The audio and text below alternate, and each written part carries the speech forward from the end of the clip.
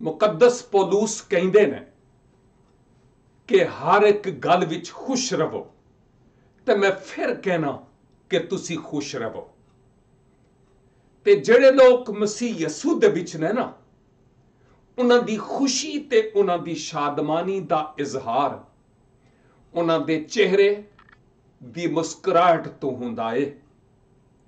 ते खुदा दे लोको, मेरी ये दुआ है कि तुहाडी इस समाइल दे सबबों दुनिया तब्दील हो जाए, ते ये ना होवे कि दुनिया तुहाडी इस समाइल ते इस मुस्कुराहट नूं तब्दील करने वाली होए।